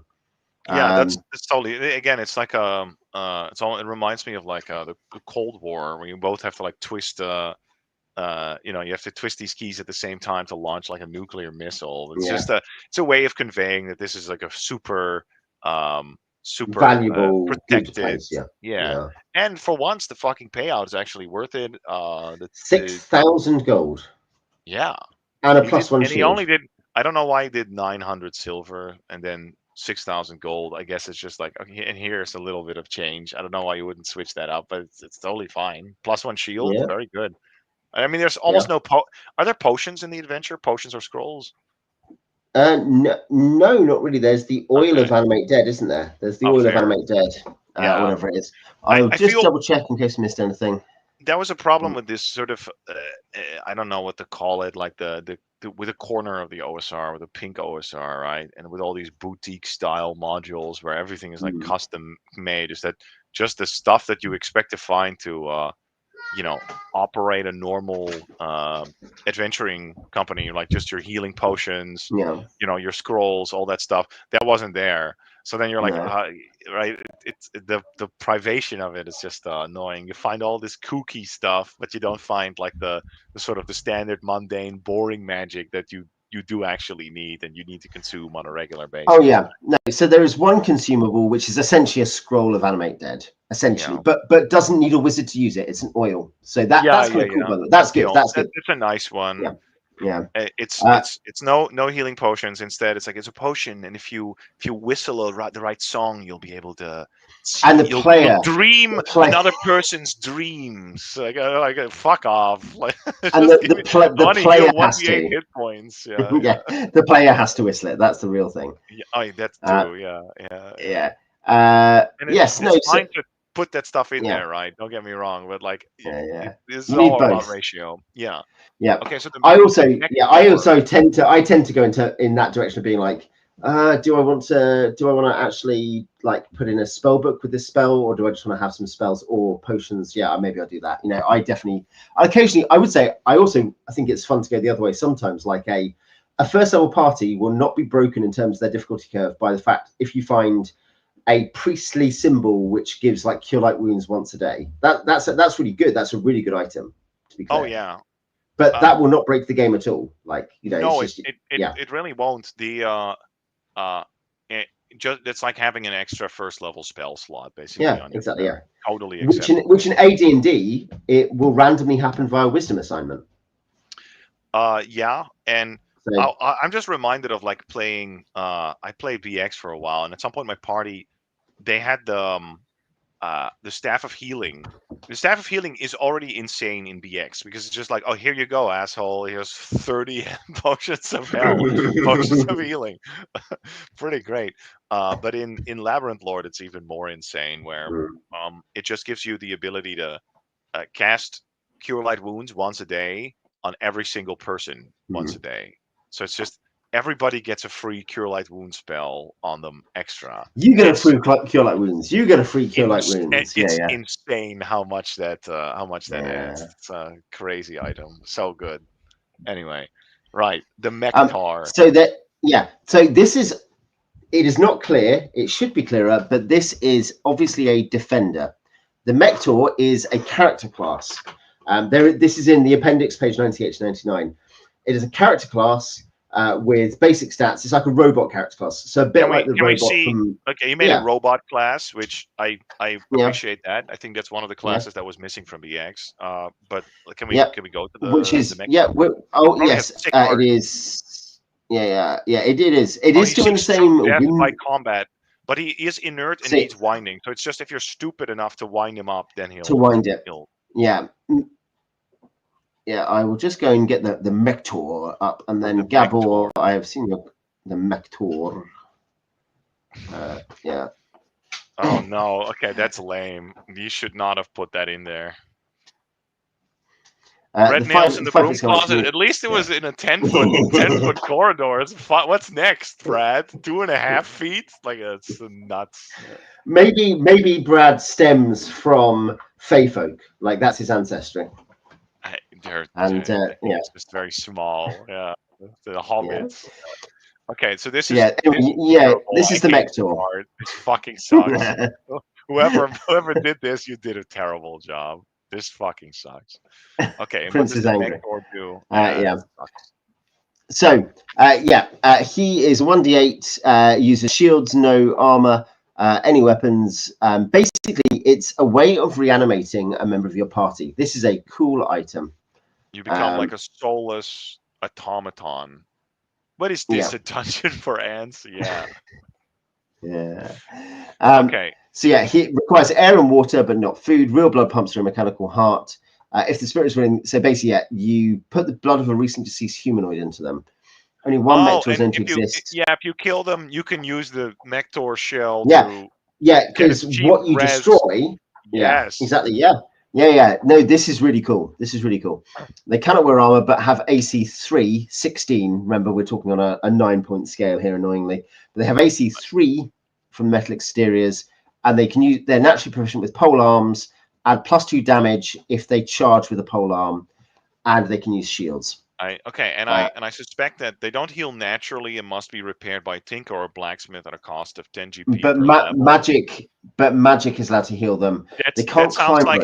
It just like they tried that out, like because the natural instinct would be like magic healing also doesn't work, and I think they may have tried that, and they're like, okay, this sucks. No, magic would work. I think so. Yeah, but this is kind of cool. So then, like, if you die, it's also like you're gone. No rep. But then if somebody else dies, you can put a soul in the Mektaur. It's like an alternate sort of. It's like a budget resurrection track. I don't mind this. This is kind of cool. And it's got a chance to speak with dead, percentage chance. So, for instance, at first level, you'll speak with dead is 20%. At third level, it's 30%. Yeah, this is cool. And though that's really powerful, you can't climb. If you're ever having to go anywhere vertical, you're going to have to be winched up and hoisted up. Yeah, or levitated. They'll figure something out. Okay, any other cool class features? Grimlock continuing the quotation from. I understand the hatred, by the way, for like the 5-foot scale. I don't know why the fuck you would do that. What kind of like sick impulse would get you to use 5-foot scale? It is odd. It's odd, partly because it also means that on a BX default, first edition, I guess you might be able to press the point, but on a BX default, that means you're only fitting one guy. It's like single file through any. So you haven't encountered the tunnels, and it's just like all right, whatever. Yeah. I mean, it's fine. Obviously, sometimes you will put such a corridor in anyway. Like it's not as if you won't put sometimes a squeeze, into a scenario. But So anyway, we're at the. Yeah, the Mektaur is good. So if you wind him up, the Mektaur will fight you, basically. Yeah. And guard the treasure if you do it in that situation. It actually is treasure, but it's treasure that has a protection on it. That's exactly, yeah. So but it's only treasure that has protection if you as the players you'll notice that the coins are not artisanal and boutique style. You'll notice these are normal, decent coins that you could just remove. Exactly. Right. We will check. I think is it the next one I want to have a look at? No, I think we want to go on a couple on. I think will be the where we want to go next, probably. Where's the vault that he didn't? Slide 20. Oh Jesus! It's the bicycle. What's up with the? This is like this is like a Sonichu, a sort of Christian bicycle art. That's horrifying. Why would he put that in there? Okay, never mind. It's like this whimsical. Just show your whimsy, Yeah. Brad. The Guild Master's Boudoir. So yeah, this is where the leader of the gang was. Obviously, there is +1 leather He armor. has no and possessions except for a leather armor and a magic boomerang. Okay, fair. Yeah, No money. which are good. I'm not. There is a silvered sword. I'm not sure there are any magic weapons. Interestingly, as well as no consumables other than the animate dead. There are. There's a magic boomerang. But there are no plus weapons. Oh yeah. In the entire. Yeah. There's overpowering. I know, that's fine. You want an extended lifespan of BX. Can't put but lightning in there. The engine will break down. Yeah, the math. But I like the armor. I like the boomerang. And yes, there is a set of wrenches. But if you don't like the bicycle, you can instead have a pet infant red dragon. Did we? By the way, did we skip the room with all the heavy and difficult to remove treasure? We must. Yeah, we did. That's back in the flooded place. Yeah, that just gives. It gives them and say, yeah, if we like, if you must. If you must. We'll do that. Yeah. Yeah, that bicycle art is horrifying. That's a choice piece. Whoever did that's a scholar and a gentleman. Yeah. Only like sort of severe childhood trauma can produce like an image like that. That's fascinating to me. All right. Yeah. Flooded cave. Loot overstock. This one, the loot overstock. And the mud room. And the mud room. So the mud room is, these are both rooms that are annoying because they don't actually articulate what the treasure is. Presumably you can just infinitely mine the reflective sepia colored fossils, but you just keep attracting insect swarms. But does that happen? What if you've cleared out the thing and got rid of the Skitterlord and you take it over as a base, which he does talk about? Well, presumably there shouldn't be swarms of insects, should there? Because the Skitterlord isn't there to summon them. There is a point about there are thieves who are going to come back. They will come back in a week, presumably because they hope the thing will have gone by then, and they might be a problem for you if you are using it as a base. There is the flooded cave, blah blah blah. That goes into the Broodmaster's boudoir.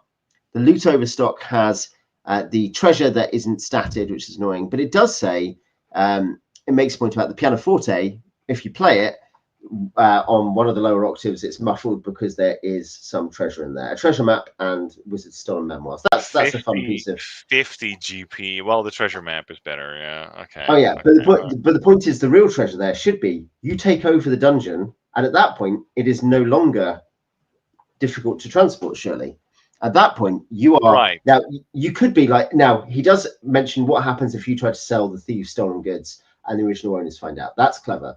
But what happens if you go and say, okay, this has been stolen? The lawful good, the paladin is like, this is OSE after all. It's like, oh yeah, we should, bring this back to people, and tries to work that out. And so, at that point, you need to know the value because that's going to be the reward. This would be useful. This is a lot of treasure. And to be fair, this would also be what would make this a dungeon that would level up the whole party. As we say, currently. It does not currently level up the whole party in a party of 4 or 5 PCs plus any hirelings. It currently levels up the thief and no one else. Maybe the cleric. That's fair. Probably it's what is it? 6,000 gold, and then some pocket change, maybe 7,000 total. Yeah. 8,000. Yeah, we found another room had. There was another room which had like 500 gold in it, wasn't there? So yeah, maybe it's pushing 8,000. 5 foot scales, 3 module design standard may have carried forward is Gabor's theory. And then because of the precise maneuverability. These 5 feet squares were like very vital there because there was so much precise maneuvering and attacks. Yeah, you needed to noodle around. Exactly, yeah. Right. Yeah, but the BX doesn't have that, so please just use 10 feet squares like a normal person. Anyway, it's your main criticism, yeah. No, I don't have a very strong pace. I don't have there is actually kind of like a pace. Yeah, that's why we're looking at the amount of reward. Yeah, that's like has become kind of like a pet peeve of mine when I start looking at and dungeon adventures, um, it's not like set in stone. You can be like, uh, if you're twice as fast or twice as slow or something like that, uh, it's probably not that much of a problem. It's kind of like what players prefer, but Mm. sometimes you'll have these dungeons and they don't even contain like a tenth of like what a party of the Yeah, appropriate level would need to level up. yeah, And yeah, I do actually think that in a campaign, uh, you know, eh, if you're playing, an actual the game as a game, there should be like at least the opportunity for progression. And you could be a huge asshole about that by making it very difficult or hiding stuff well. Um, but if you just feed them rocks, basically, mm, that's kind of demoralizing. I think that's yeah, I think it's an element of good good game design uh, to at least consider how much treasure you're putting in an adventure. You can yeah, compensate, right? Like maybe you don't get so much, but you get a few extra magic items and a wish at the end or something like that, or a primary attribute score or something else that's cool. That's fine. But yeah, reward is, I think, one of the things to look at for yeah. adventure. One thing that would, of course, improve this is if you run this for AD&D, then in fact, all of that, all the magic items and magic weapons and armor become treasure because we're talking about BX. So the magic items are not treasure; they don't give any XP. Whereas in No, AD&D, they that's right. would. This as an AD&D Yeah, module, yeah, as an AD&D adaptation, this might actually be a lot closer to what you need because then you'll be like, okay, there's a +1, there's a boomerang, sorry, that always comes back and does 1d6 damage, which is not bad at all for a missile weapon. Um, so maybe that is worth, at 200 that XP, something like that. It won't yeah. be If that you, if much. you if you keep it, or 1,000 gold if you sell it.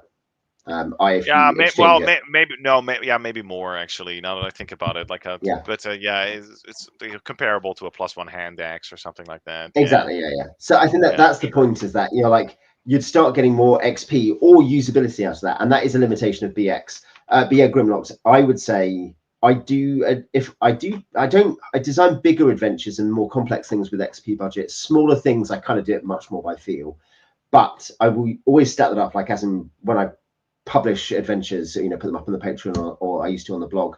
I usually, not always, but I will put the treasure amounts at the top. And this is basically so roughly this is if the players do well and get a lot of this stuff, they will be able to level this much for this kind of level. And there's a bit of you can't really use encounter ratings and CRs and stuff to be like, oh yeah, this is how tough everything has to be. Some of that becomes by feel, but at the same time, you want it to be that a certain amount of risk has a certain amount of like gamic, ludic reward where you get to advance and become stronger. Otherwise, they've got to do an extra adventure of the same difficulty. And maybe that's fine. Maybe your players don't care. They want to play infinite first level adventures. But if you're trying to get see more of the world, some more of the game, they're achieving this great kind of fantasy of becoming these kings and knights and arch wizards, then you don't want to take infinite time to do that. And so yeah, there is a necessary part of the game design which and think about it with video games, you certainly see it with that, like in games where you become more powerful over the course of the game, people will say the pacing is good for that or the pacing is bad. And I think this module would run the risk of presenting a moderate amount of danger for a fairly small amount of leveling. It's not insanely dangerous, but it's a moderate amount of danger for a fairly small amount of leveling, Uh, is what I'd say. what is it? 23 rooms and you're more than halfway there. It's like I think it's not quite an insult or anything like that. No, and I think just it might if you're actually running it be all in, right. yeah, if you're running it in D&D, I think it's probably completely fine because of the magic items also giving treasure value. For sure. So As yeah. for the rate, like it's hard to make like a fixed rate, right? Especially because it's going to Hmm. in many cases depend on like how well people are playing or like how long your sessions Yeah. are. But usually, I do expect like every 4 or 5 sessions you should be able Hmm. to like level up. And of course, you'll have setbacks. You might have a level drain. You might die. All that stuff. So it's not by no means easy. Yeah. But if Yeah. it's oof 10 sessions and then you level up, like maybe once you're very far in the game and it slows down a little bit, sure, it's possible. But um, there's definitely rates where it feels like it's sort of like pointless. I remember this was a different game, it was Dark Heresy, but at some point, um, I recall the DM gave us like whatever 50 XP for a session, which is like um uh, to put that in perspective, that's like half of what you would need for to buy even a single. It's a point buy system, right? But even the lowest, simplest ability would be 100 XP. So that feels like it feels like you need thousands of experience points to go up in rank. So it that feels like you're not doing anything, you're not going anywhere, and I do think that it's a factor even in D&D. Yeah, I think so. I see. Yeah, Wait, a moment to appreciate the bottle art. Yeah, it's Okay, now I'm the done. most important part of this. Yeah. I should say Very there good. is, just to repeat, there is also the unstatted treasure under partial list. Also annoying, it's a partial list, and indeed there's the fossils. Albeit the fossils probably, if it becomes a base, they are probably not then treasure, are they? They are just a resource that you have. But anyway, yes, it's a fun idea. It's just that's something, as I say. Yeah, that's a Matthew has a really specifically interesting point. Pianoforte. This is for people who are into instruments.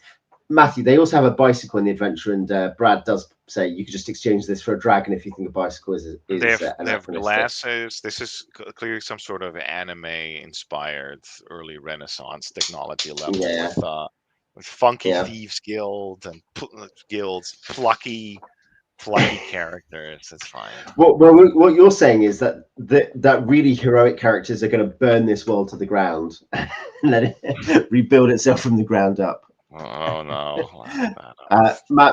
Matthew's opinion is ew. Right. Right. Next. Okay. Yeah. So, well, I mean, I think that maybe cover the wrap up, like what, because he wrote a few things about like that's not always covered. You don't always need to do that. Yeah. But in this case, maybe you do. I kind of want to see like what does he come up with for like as a follow up, or if people clear this out, they get the demon bug back. Yeah. I'd say Grimlock. No, it is not Gonzo post-apoc, as far as I can tell. It seems like it's generic Fantasyland, but with a Renaissance kind of vibe, like as in slightly better technology.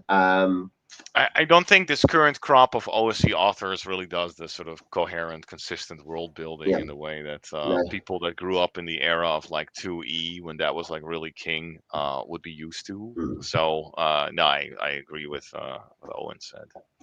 Yeah, and it's I'd say obviously an anomalous subsurface environment, which we have discussed, but we've not looked at on this podcast, but I have looked at on the channel.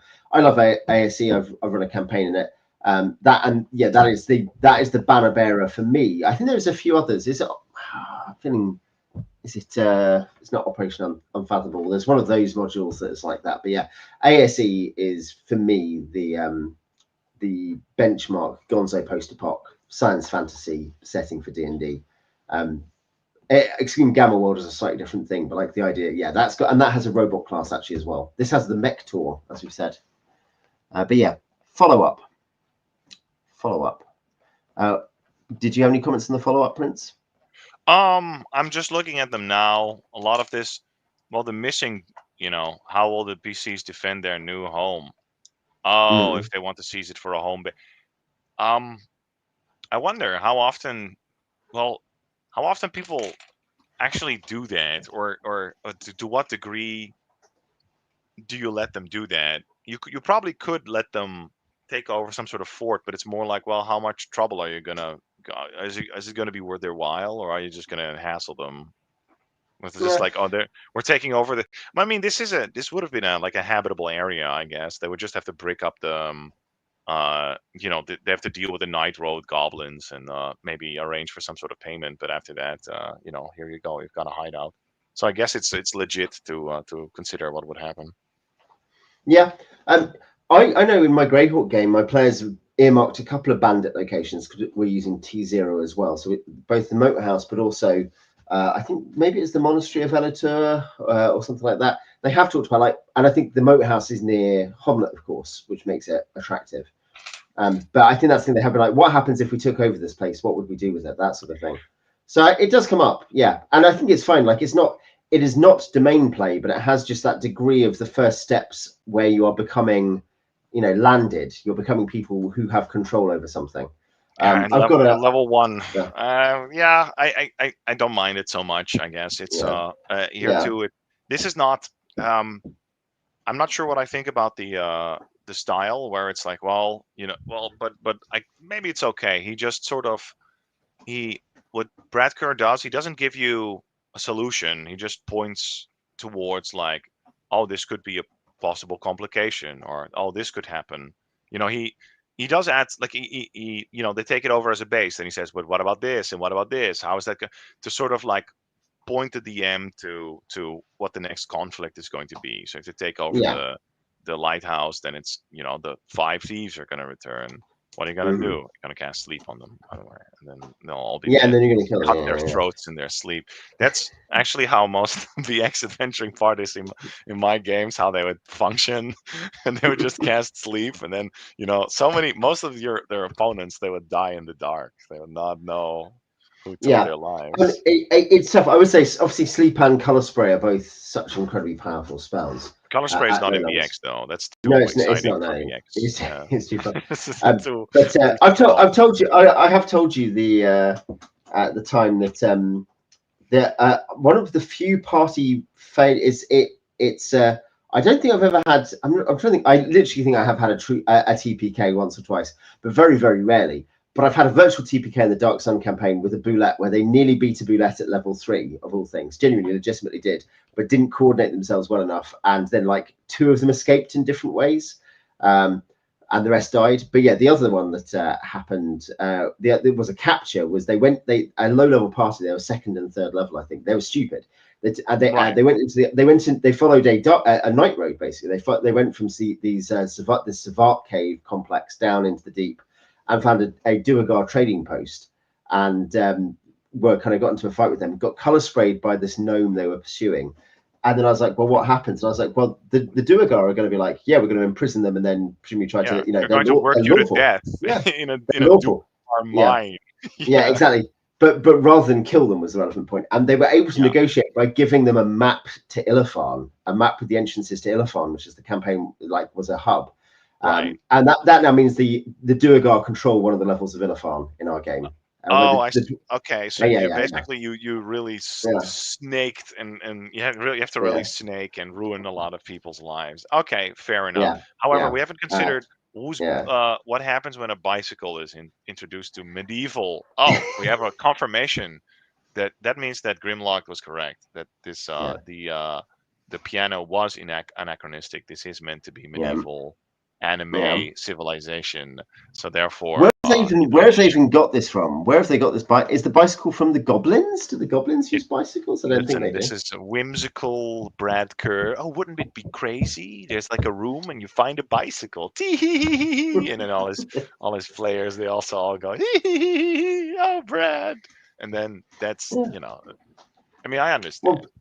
Sometimes you got. I was going to say it's probably a less exciting. I prefer the dragon because I do think just having stuff that is proper sideways stuff is good. Like being like, yeah, you've got a dragon now, but it's not. You can play Council of Worms, but it's not really going to do anything. You've got to feed it, but it could defend this place for you because it might help. It's always hard. It's a mystery. Not everything has to make sense. You need to leave room for wonder. The wonder of the bicycle. What I mean is, I like the dragon. Obviously, does more for the game. Is the point? The dragon obviously is more dynamic. The bicycle is just a horse without alter a horse. The whole campaign world, whereas only one bicycle. Whereas the dragon is just like a one in a set of many dragons. So I don't know if I have to. This is a bit like being like, oh yes. Look at this. Defend this decision to the death. This now. This is your fact. But isn't that like saying? Yeah, that's like saying, oh yeah, I made this one terrible sculpture out of clay, and this is a unique, one of a kind sculpture I made at the class that I went to with my mum. Yours is a mere gold her 70th ring. birthday. Yeah, and that is Yours one is from a mere a set of gold rings. $10,000. Yeah. Yeah, yeah. Mine is a unique, A steam unique bicycles. Yeah, product of art. This is also yeah. OSR design philosophy. No, but Uniqueness. in all seriousness, like I did it different, so it's good. Yeah, no, but in all seriousness, this adventure was pretty good. I actually liked it a lot. I agree with what was stated by Mr. Lux that the definitely the scale seems really teeny Mm-hmm. tiny, and that's a shame. But besides that, I think this one actually does a lot better with the teeny tiny scale because it's not the site of some huge faction conflict. I like the sort Yeah. of this idea of like, oh, there's a little thieves guild underneath the lighthouse. It's just like it's not like they're not like super magical or anything like that. Yeah, maybe it's a little bit squished with the there's a bottomless well and then there's the night gate and that sort of stuff. There's a magic shrine. It's okay. I think But this it's is not. It's not Hall of the Blood King, is it? It's not the king of all no. vampires lives in a It's 12-room not no castle. because the concepts are sort of like smaller as well. The stakes are a little bit smaller. Oh, it's a little gang of goblins that runs this part of the underground, highway, and you kind of have to Yeah, here. They're looking for 50 gold pieces. These are not like they're not gonna end yeah. civilization. Okay, these are Yeah, just and in some fact, fun. that's the thing that in terms of there's a way in which you're being connected to the deeper areas in a transitioned way. Like, oh yes, the next area presumably is Yeah, Goblin Town. I think that's the example they for give out sure. with is oh yes, this is near Goblin Town, and I mean I'll go back to that because that's probably I think And that was worth. it doesn't do the well I guess I'm a little sorry to say this almost, but I'm almost relieved that I'm not seeing faction play because it's like it's gone over. It's become such a cliche. After I feel Mhm, Bryce very correctly pointed it out at some point, like, oh, it's actually very interesting this idea of like, oh, you have different groups of humanoids on different levels, and you can make them fight each other. mhm. That's good. Yeah, Yeah, the bungalow of the Blood Baron, I think, is the the appropriate term. bungalow of the blood bureaucrat. Yeah, the blood. What's lower than a baron? Like maybe a knight. A Uh, chatelaine, a a chatelaine. Yeah, chatelaine, the blood chatelaine. Yeah, exactly. No, but yeah. It's the emperor of all vampires and his two level 3 door guards. That he... yeah. right. Anyway, so no, but anyway, no. This adventure is pretty good. Mm, I yeah, I mean, treasure is low, but not absurdly low. There's a hmm. nice varied group of challenges there. I think there's a little bit of it's a little bit unclear whether the sort of the what the fuck was it called? The Skitterlord is meant to respawn. I think this is the case. Yeah, Um, so there's that kind of seems to the be the point is implication. Yeah. is that there's something going on in the dungeon, right? And you're sort of organically kind of uh, incentivized to learn what the fuck the problem is through the gameplay, not because you're reading like a journal entry Mm, somewhere or something like that. I myself, I'm a huge fan of mosaics. I'll put bas hmm. reliefs on 4 walls. There you go, and then maybe I'll hint at it through a bunch of other items. Uh, this is a cool way to do it, where you have like uh, you find all these there's something going on, something Mm. has gone horribly wrong. You're kind of going in there, it's creepy, but there's a method to the madness and you have to find that out. That's Yeah, yeah. nice. No, I think as I a agree. dungeon this probably works. There's for once there's enough fucking traps. There's like something for the thief to do. I remember Hideous Daylight thinking like, okay, there's no locks, there's no traps, oh, no walls to climb. What does the thief even do?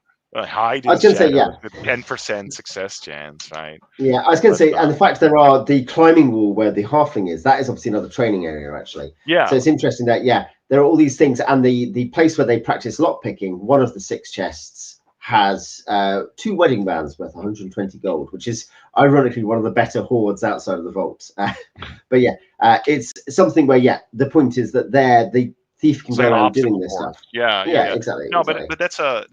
that's pretty awesome. And maybe correct me if I'm wrong. I think there might be there's probably a Fafhrd and the Grey Mouser story where they go into the Undercity, I guess, where they try to break into the Thieves Guild and like they awaken eventually the Thieves House, yeah the yeah yeah that's the one mummies. Yeah, yeah with the classic, gods of great story. Lankmar. Yeah, that's great, Yeah, and it kind of like reminded me of this in like a silly super adventure time kind of way. So that was great. So yeah, a pretty fun adventure, I guess. It's not gonna break any, what do you call that? It's not revolutionary, but it doesn't really need to be. This is perfectly acceptable and probably a pretty good one shot. So yeah, I yeah. like this one better than uh, whatever Tower of the Questing Beast, something like that. Castle of the Giant. Uh, Waking of Willoughby Hall. Waking of Willoughby Hall. I think I would. Oh, ooh, let me think. Actually, is this one better than Waking of Willoughby Hall? Willoughby Hall. Waking of Willoughby Hall had like a few sore spots, but maybe it was actually better. I gotta think. No, They're I'm both. gonna give it to Waking of Willoughby Hall. No, yeah, Yeah, I gotta give it to that one. I think they're both like genuinely solid.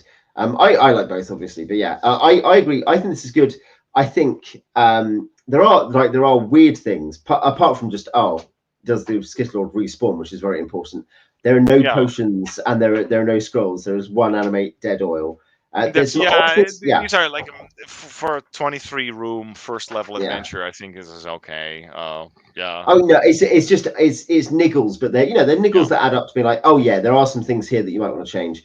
I think it has a sense of world which is rare actually for this kind of adventure published in this kind of way.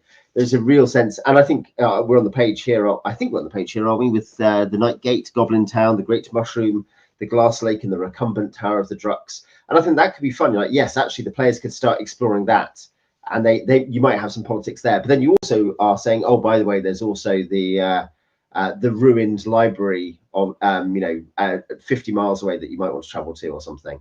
So you can have different things going on in the world. There is a sense that you could connect this into a wider world, I think. What you have to do is And you have I to like like that. you have to end Mhm. like when you have these you have this the night gate and it leads to randomly generated complex and there's just bears every encounter, just increasingly more bears until you Bears get and tired. bears and jam. There's bears Yeah, and yeah. the preserve strawberry jam. Every room it's just a featureless completely white featureless cube and it has a random amount of bears in it and they attack immediately. Yeah, automatically uh, gaining initiative until the players go back and then you've taught them a lesson to stay in their zone. No, but yeah, in all seriousness, nice. Sinister Secret of Peacock Point. I like this one, and probably more than Temple of 1,000 Swords. I feel mm, the scale it kind of works for it works as a level one adventure. I'll I give it think that. so, yeah. And Yeah. BX works at that level. The House of the Hemoglobin Homie is Grimlock's suggestion. I like Well, that. that's I would have maybe used a different letter at the end, but Yeah. otherwise, that's a great title. Uh, A rating out of five. Linchpin. I do. How many? Ooh, and this would be like low four, high three, something like that. I think I might even go so 3.5. far as Yeah. give it 4 stars. Actually, I Yeah. probably Yeah. maybe Yeah. for an anthology. I don't know if the entire anthology is like this, but like for a first level adventure, it's pretty good. Grimlock says, "Did we play through all of the Hall outside around a few?" And Lynch says, "I think they reviewed it. Have you only played it with Grimlocked?" I have played it with. I know Grimlock is now. I will not reveal your secret identity. We did have fun. No, I haven't played it again since. I've with Owen. We went through it in detail.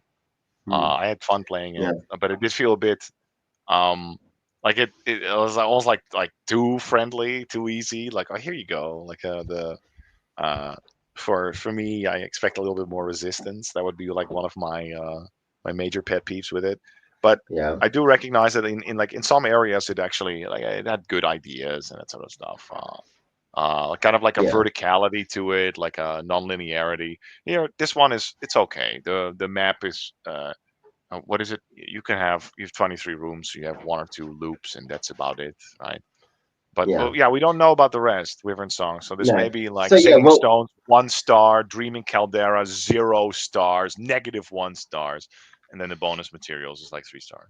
We don't know. Yeah, but we've seen a bit of the bonus materials. We've seen but they're probably Mektaur. all right. Yeah. So Fabian's Atelier, Singing Stones, Dreaming Caldera. Does anyone have a preference in the chat? Let's we might do one of these in a few months' time. So Fabian's Atelier, levels 2 to 4, solve the puzzles in a flying wizard's workshop before it crashes to the ground. The Singing Stones. That sounds like such a whimsical, good premise for an adventure. Like, oh, okay, yeah, all right. Is like, we're on a timer. Yeah. Wilderness, port crawl, NPC interaction, subquest, the Singing Stones. That one is, I think, most likely to be a little. What do you call that? A little rickety, I think, but we could try that. Yeah, that one is levels 3 to 5. Investigate a mystical valley where stones can speak and monsters roam. Playtest time 8 to 10 hours. Fabian's Atelier is 3 to 5 hours. Sinister Secret is 3 to 6 hours. Dreaming Caldera actually sounds kind of dope. Even though you do have to fight a god at level 5. Oh, they're merely constructing a god. They're constructing. Apocalypse at level 5, classic. But this does sound like I fucking love volcanoes. Yeah. This sounds a little bit more metal, a little bit harder. So maybe let's try that one out. It is right at the edge of acceptability for BX. Levels 5 to 6, infiltrate a volcano full of monsters and sounds stop cool. them from constructing a chaos god. Let's check that one out. Yeah. All right. Let's check the chat. Let's see if there's any comments saying what people prefer. No, I think it's was definitely not says your DM style. No, actually, the adventure is also just kind of like generous. I feel. I mean, that's why as a kid, adventure works great. Like Waking at Willoughby Hall. That was one of the things we said was We did say it falls into a category of adventures that genuinely you can imagine are good to run with kids because there is a meaningful difference with playing with kids. Yeah, absolutely, no question about it. Like you want stuff that actually kind of is interactive and fun and not too scary, but just has a frisson of scare. And in that case, something which could kill your characters, but you should be able to work your way around. There are weird things. We talked about this, like you might need to run around away from the giant. There's no ground scale and there's no movement for the giant. Stuff like that. Yeah, that's the sort of the no mechanics mind virus had taken place. Well, that is technically is it a maze rats or a knave adventure? I think technically it's knave. Yeah. So part of the problem is that Ben, and it's a good adventure and we liked it, but the Ben had obviously gone for a rules light game, which therefore, as you say, it's a mind virus. It sort of saps the strength from your ability to put mechanics onto paper, and eventually that you can't put anything apart from bears and jam. Oh no! Whoa! No, it was fine. Anyway, let's do Dreaming Caldera next. I like this. This was a good, I think, a good target for a few. It's I felt it went down smoothly. There was no pain. We need. Is there a gravelly? Is there a gravelly entry we can consider? Level 5 BX players would be considered low skill if they can't kill a god. Listen, you're not going to play beyond level 6, so obviously at level 5 you put god there. Well, that is the Horde of the Blood King thing, but there's a few other examples where it will be like, it's a level 3 adventure, but there is the kind of the pupa of the chaos god in like the 7th room you go to, and you're like, this is very strange. Like the designer has thought this is a really cool moment. I mean, I think in Palace of Unquiet Repose, which is definitely for OSC and Lab Lord, I also have it's not a god, but it's like the reanimated corpse of a god. So it still has like a sort of lingering, maybe not a divine fire, but like it's been altered by once having housed like a divine soul. So it's still the 20 hit dice monster that regenerates and has 25 strength or whatever the fuck. Right? Sure, I put that in there, but right? It's different. I don't know. I do think it's a difference in like sort of it's a difference in attitudes. This idea that what appropriate scale is and all that stuff is kind of lost because there's no real economy or sense of scale. It is partly about the rules themselves. You almost can't blame the designers to some degree because I think it's an interesting thing. It even comes up. It's part of that you can see AD&D First Edition has gods in it, and you can and more to the point, devils and demons, archdevils, archdemons, and you can Yeah, defeat them. And there's a that's, whole by the way, hierarchy. yeah, Yeah, for yeah. sure. But that is at quite a high level, whereas BX is kind of compressed in the original BX, not in BECME, but in BX. The kind of assumed game is compressed, and so suddenly you start getting this thing about like, well, we're only going to be getting to level 10 at highest, really, or whatever it might Yeah. be. So Well, everything 15 has to to have, 14. Yeah. Okay. 14, yeah, Oh, and quick pop yeah, quiz. What's the strongest yeah. BX monster that in just if you just have basic expert? What's the strongest I monster? don't know. I haven't Fuck. played it for years. All Is right. it a an ogre who You has can do red collar better than that. marks? No, it's not an ogre with wearing plate mail. Yeah. Yeah, No, it yeah, isn't, you asshole. You can do better than that. yeah. What is it? What is it? I also don't quite know. I think it's either a dragon, maybe a Yeah, lich, ghost would be a good candidate. yeah. I know that all the uh, beholders were only introduced in, I think, in champions. I don't think it has Mm, beholders either. So it's going to be no, something like that. Maybe like a type of giant, right?